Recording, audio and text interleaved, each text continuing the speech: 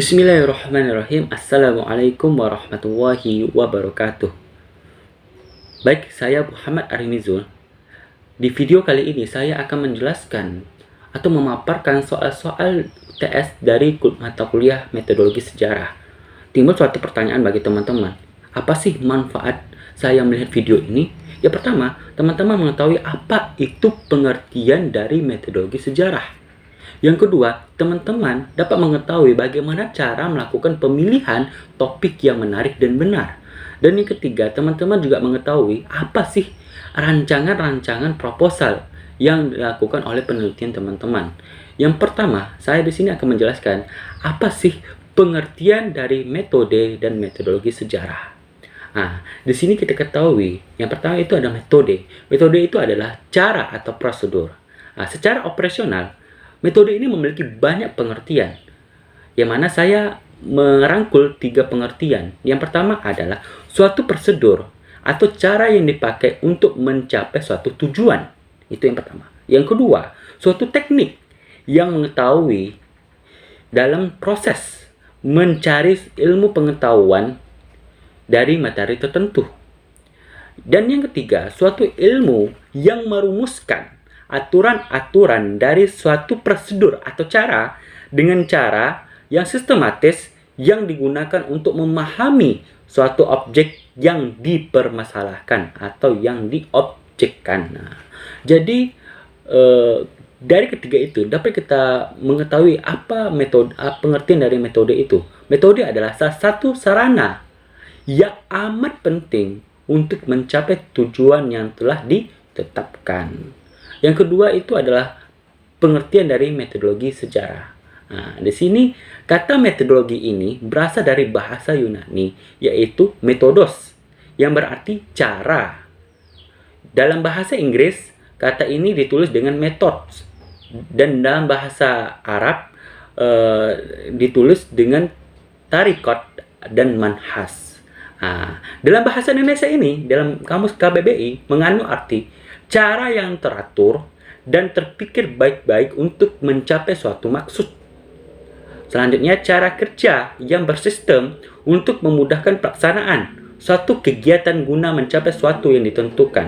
Nah, dalam pengertian bahasa Indonesia ini sama persis dengan pengertian di kamus Webster. Nah, selanjutnya, menurut para ahli, yaitu Hasan Basri Nasution, dia menjelaskan metodologi itu adalah kata metode yang berasal dari bahasa Greek, yaitu Yunani, yang terdiri dari kata meta yang berarti melalui, dan juga hodos yang berarti adalah jalan. Jadi kalau digabungkan, metodologi itu adalah jalan yang harus dilalui.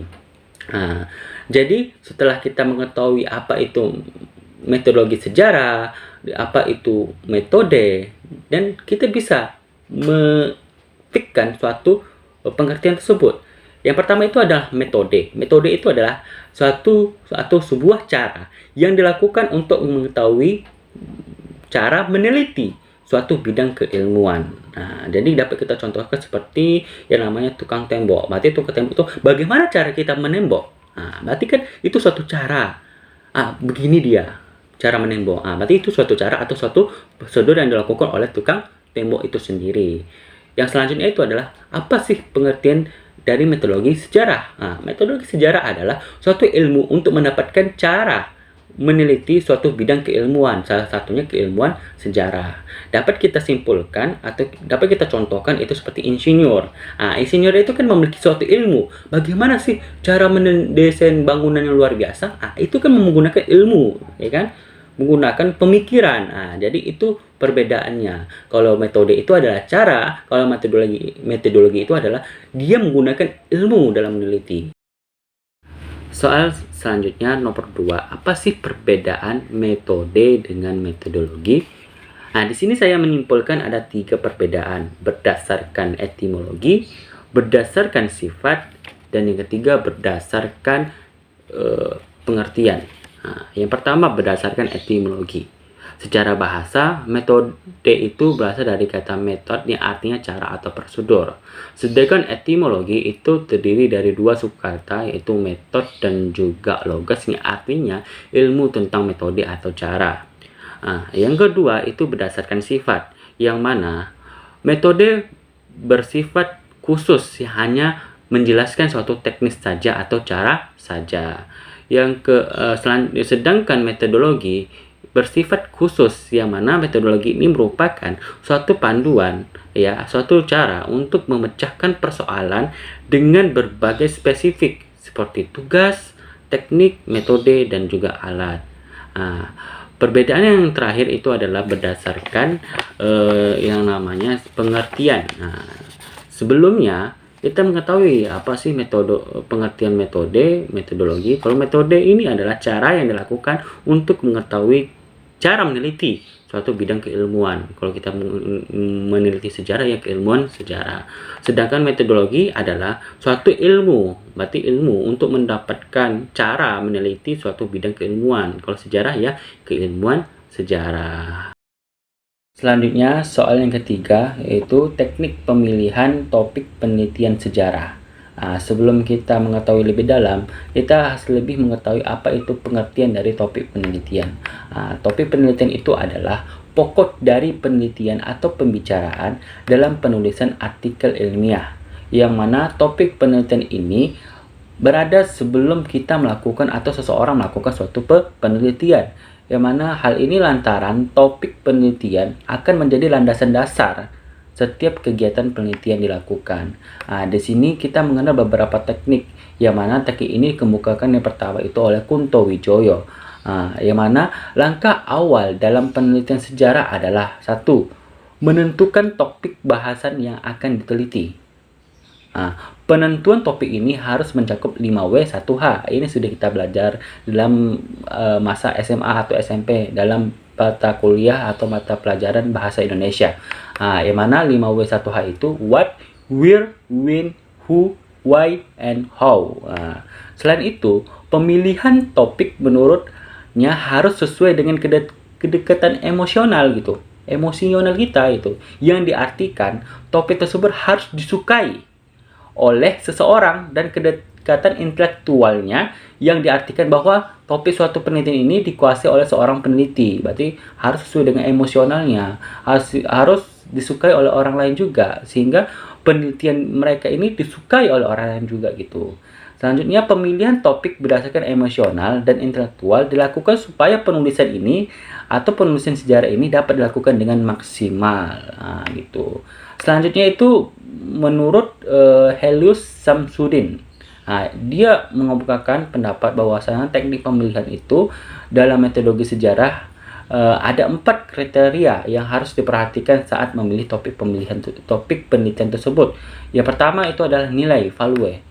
Jadi topik yang dibuat itu harus memiliki nilai yang berharga di halayak banyak itu, ya kan? Yang kedua itu keaslian. Jadi ketika kita topik itu sudah memiliki nilai, ya topik itu harus memiliki keaslian. Emang benar-benar penelitian itu benar-benar ini dia itu di daerah ini dia. Yang ketiga itu kepraktisan. Kepraktisan itu lebih dikenal oleh banyak orang itu topik-topik tersebut gitu. Selanjutnya yang keempat itu ada kesatuan. Jadi topik ini memiliki bentuk kesatuan, satu kesatuan yang utuh, yang mana penelitian yang dilakukan atau dengan memilih topik tersebut bisa membuat penelitian tersebut maksimal dan bisa dikenal oleh orang lain gitu. Jadi itu dari teknik pemilihan gitu. Selanjutnya soal nomor 4, yang mana soalnya itu adalah apa sih perbedaan penelitian sejarah dengan penelitian ilmu lainnya, yang mana setelah saya membaca, saya dapat menyimpulkan bahwasannya perbedaan itu terletak pada objeknya, yang mana objek penelitian sejarah ini tertuju pada peristiwa masa lalu atau masa lampau, seperti bagaimana mekanisme atau tahap kolonialisme Belanda masuk ke Indonesia, bagaimana runtuhnya Majapahit, masuknya Indo-Buddha, dan juga pembubaran organisasi-organisasi lainnya seperti PKI, PNI, dan lain-lain. Sedangkan objek penelitian ilmu lainnya seperti ilmu sosiologi, ilmu sosial, dan ilmu sains itu dia meneliti masa sekarang, masa kita sekarang ini. Seperti dia meneliti sabun dari kulit buaya, meneliti makanan-makanan atau varian-varian baru. Seperti itu dia. Selanjutnya soal terakhir itu terkait dengan pembahasan latar belakang, rumusan masalah, tujuan, dan landasan teori dalam penelitian sejarah.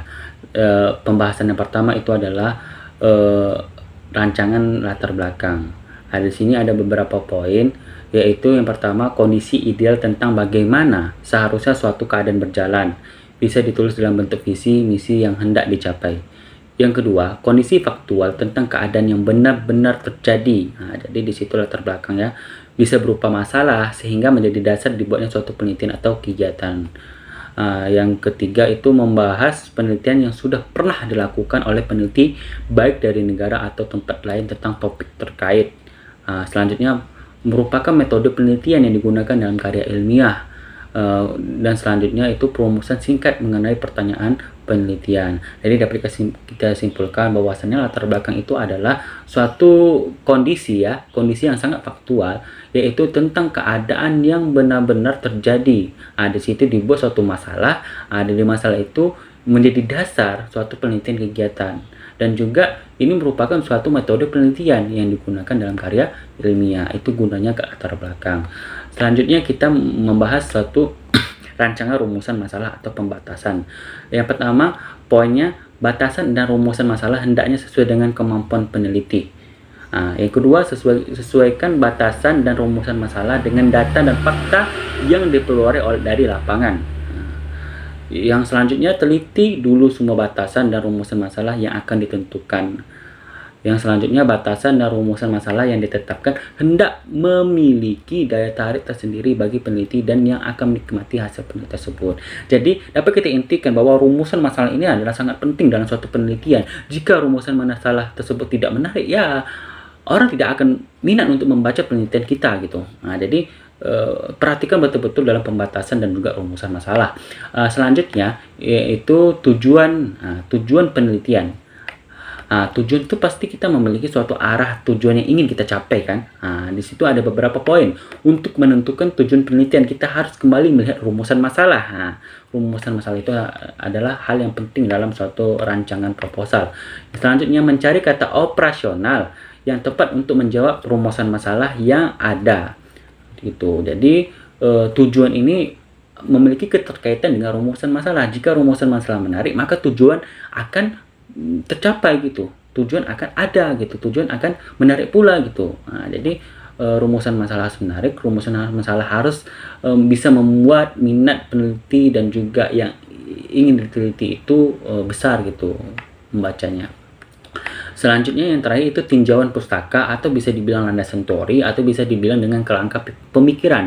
Yang mana poinnya pertama, tinjauan pustaka diperlukan untuk memberikan pemantapan yang kuat gitu dan penegasan tentang ciri khas penelitian yang harus dikerjakan gitu. Yang mana ciri khas itu dengan melampirkan suatu referensi. Contohnya kita membuat suatu karya tulis gitu. Ya karya tulis itu harus kita capkan atau kita gabungkan dengan suatu referensi atau daftar pustakanya gitu. Kalau kita asal mengopas saja tanpa adanya namanya referensi, ya apa arti dari karya tulis kita gitu atau penelitian kita gitu. Selanjutnya, jika peneliti menggunakan karya orang lain tanpa menampilkan sumbernya, baik nama autor, tahun, judul, tempat, dan penerbit, ya sebagainya yang dilampirkan dalam daftar pustaka atau nama dan tahun pada naskah penelitian merupakan praktik plagiat. Jadi itu gunanya. Kenapa harus ada landasan teori? Kenapa harus ada kerangka pemikiran? Ya, gunanya itu supaya sumber yang kita dapatkan, artikel atau jurnal yang kita dapatkan itu tidak terkait dengan unsur plagiat gitu. Ya, maka daripada itu, jika kita ingin tidak dibilang plagiat dalam membuat suatu karya tulis, ya kita harus minta ke suatu sumber, daftar pustaka di situ atau referensi di situ, gitu kan. Selanjutnya, landasan teori atau kajian teori merupakan kajian terhadap satu atau beberapa teori yang digunakan sebagai pisau bedah untuk menganalisis hasil penelitian. Jadi gunanya landasan teori ini sangat luar biasa, sangat penting untuk penelitian kita. Jika tidak ada landasan teori, ya bagaimana kita membuat penelitian kita ini berhasil gitu, ya kan? Selanjutnya adalah kerangka pemikiran merupakan suatu bagan atau alur dalam memecahkan suatu masalah penelitian yang sudah saya jelaskan tadi. Tanpa adanya landasan teori, penelitian kamu akan ditolak oleh dosen. Penelitian kamu tidak akan dibaca, tidak ada orang minat untuk membaca penelitian kamu jika tidak ada referensi yang betul-betul kamu